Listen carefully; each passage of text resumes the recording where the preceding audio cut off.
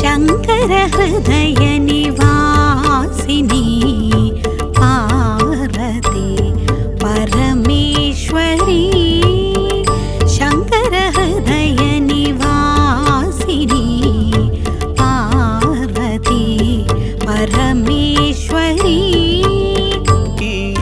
జై జగన్మాత దేవి బగళాముఖి. ఓం హ్రీం బగళాముఖి వరదే సర్వసౌభాగ్యప్రదాయిని సమస్త భక్తానాం సర్వాభీష్టం సాధయ సాధయ హ్రీం ఓం స్వాహ. 3 విధాలుగా లోకంలో మనుషులు జీవిస్తున్నారు. ఆ 3 విధానాలు ఏమిటి అంటే, వాటి గురించి వివరంగా చెప్పాలంటే, 1 ఆధ్యాత్మికంగా జీవించడం, ఆధ్యాత్మిక భావనతో జీవించడం. ఆధ్యాత్మికత అంటే స్పిరిచువల్ లైన్ అని కూడా అనొచ్చు. మరొకటి భౌతికం. భౌతికం అనగా మెటీరియల్ లైఫ్. ఆధ్యాత్మికం, భౌతికం ఇవి 2 కాకుండా ఇక 3వదొచ్చి ఆధ్యాత్మికం భౌతికం కలిసినది. సాధారణంగా జీవన విధానంలో మనలాంటి మనుషులందరూ కూడా ఈ 3వ విధానం అని చెప్పబడే ఆధ్యాత్మికం భౌతికం కలిసిన విధానంలోనే జీవనం గడుపుతుంటాం. జీవితానికి ఆధారం ఏమిటంటే అది నమ్మకమే. మనము రేపు అనేది ఉంది అనే నమ్మకంతోటి, మనం రేపు బ్రతికే ఉంటామనే నమ్మకంతోటే అన్నింటినీ మనం సమకూర్చుకుంటాం కదా.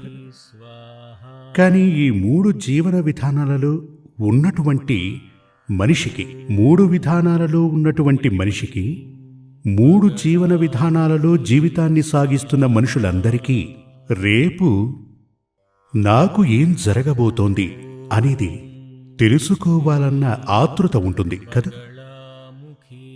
రేపు నాకు ఏం జరగబోతోంది, రేపు నేను ఏం చూడబోతున్నాను అంటే నా యొక్క ఫ్యూచర్ ఏంటి అని తెలుసుకోవాలన్న ఆతృత ఆధ్యాత్మికవాదికి ఉంటుంది, భౌతికవాదికి ఉంటుంది.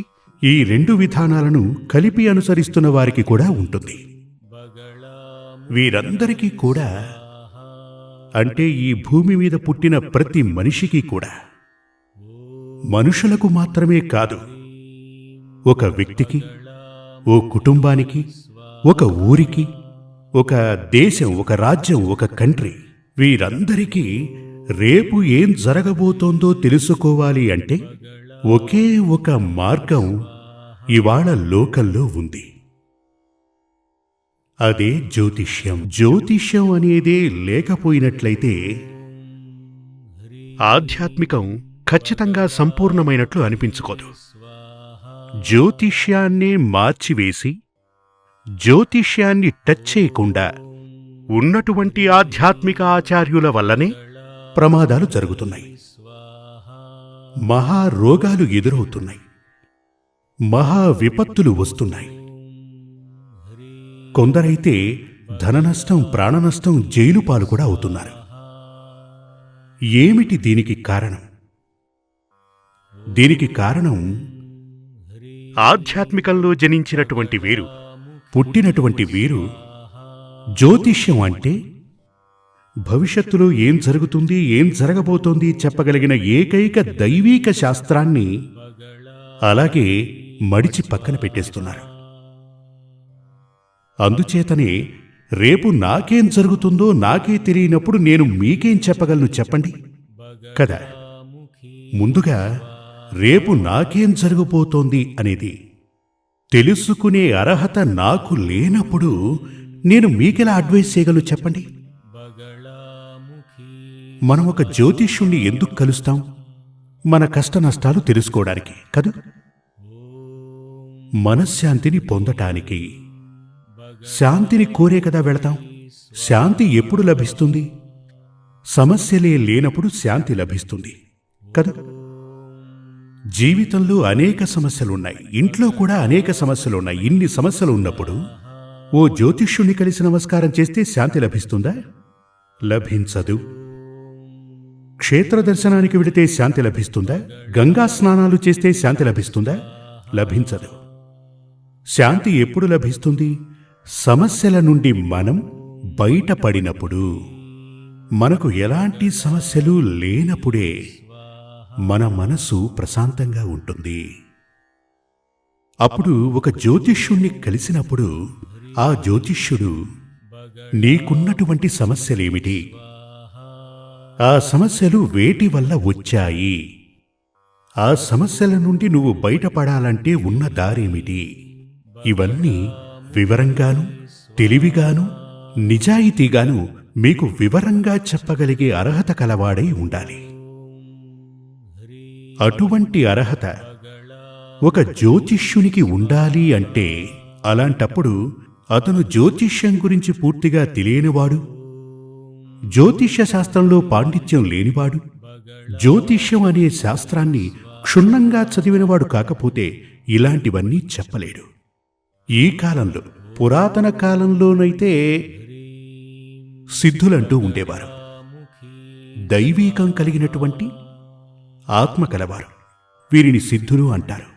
వారందరికీ త్రికాల జ్ఞానం అంటూ ఉండేది. వారు కళ్ళు మూసుకొని ఓ 10 నిమిషాల తరువాత మన గురించి చెప్పేవారు. మన గురించి మంచి కాని చెడు కాని వాటికి సంబంధించిన పరిహారాలు చెప్పేవారు. కానీ ఈ కాలంలో ఇప్పుడు అలాంటి వ్యక్తులు మనకు కనిపించరు. అలా ఉన్నారని ఎవరైనా చెప్తే వారు మిమ్మల్ని మోసం చేస్తున్నట్లే. బాగా అర్థం చేసుకోండి. అంటే ఇలా ఉన్నటువంటి ఆచార్యవర్యులు అంటే మన కోసం వచ్చినటువంటి భక్తజనానికి మంచి జరగాలి అని, వారిని మంచి మార్గంలో నడిపించాలి అని ఆలోచించే ఆచార్యవర్యులు జ్యోతిష్శాస్త్రాన్ని పక్కన పెట్టిన వారై మాత్రం ఉండరు. ఎందుకంటే జ్యోతిష్య శాస్త్రం అది ఒక్కటి మాత్రమే భవిష్యత్తు గురించి చెప్పగలిగిన ఏకైక శాస్త్రం. అందుచేత ముందుగా జ్యోతిష్య శాస్త్రం అంటే ఏమిటి అని తెలిసిన ఆచార్యవర్యులను మాత్రమే మీరు దర్శించుకుని మీ కష్ట నష్టాలను తెలియజేయండి. మీరు చెప్పక్కర్లేదు, వాళ్లే చెప్పేస్తారు.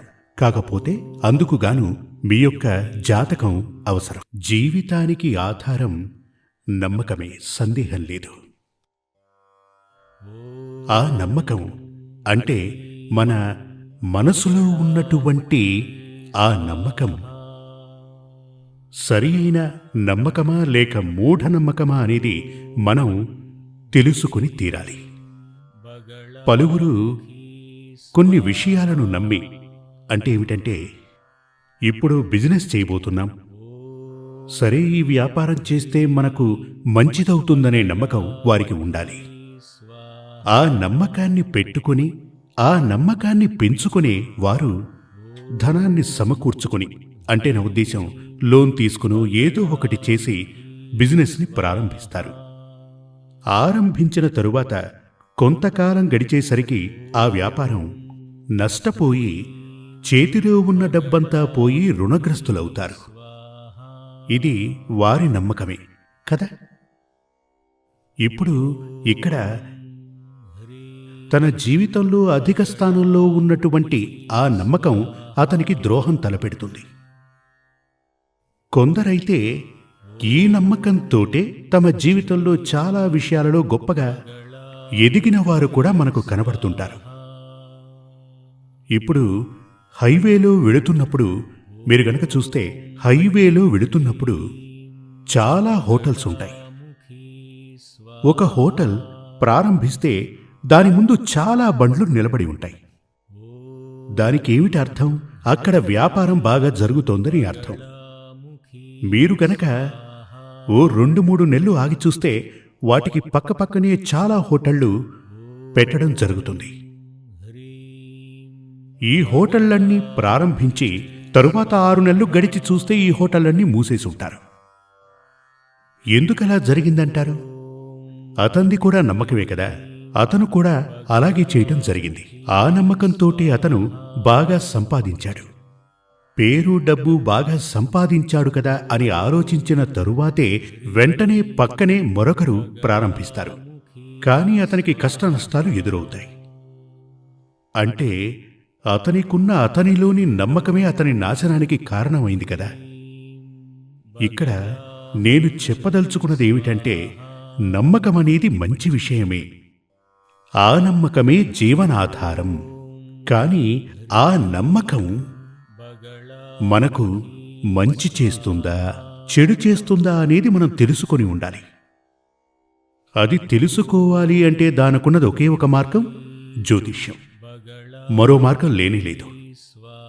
పక్కనే ఒక హోటల్ని ప్రారంభించడానికి ముందే తన గురించి తాను తెలుసుకోవటానికి తన జాతకాన్ని తీసుకుని ఓ జ్యోతిష్యుని దగ్గరకు వెళ్ళి, నేను ఇలా చేయబోతున్నాను, నాకు మంచి జరుగుతుందా అని గనక అడిగి ఉంటే, మంచే గనక జరుగుతుందంటే ఆ ఆచార్యుడు శాస్త్రాలు చదివినవాడే అయితే గనక సరే మీరు ప్రారంభించండి, మీకు మంచే జరుగుతుందని చెప్తాడు. లేదు అంటే వద్దు, అతను బాగున్నాడు అంటే అది అతని టైం, అతన్ని చూసి మీరు చేయకండి అలా అని అడ్వైజ్ ఇస్తాడు కదా. అటువంటి అడ్వైజ్ ఇవ్వాలి అంటే కనుక అతనికి జ్యోతిష్యం అనే శాస్త్రం తెలిసి ఉండాలి. లేదు అంటే కుదరదు. ఇప్పుడు జ్యోతిష్యం అనేది మెటీరియల్ లైఫ్లో మనకు చాలా అవసరమైనది. అదేవిధంగా ఆధ్యాత్మికం తీసుకోండి. ఆధ్యాత్మికంలో మనం ఒక కోవెల కట్టబోతున్నాం.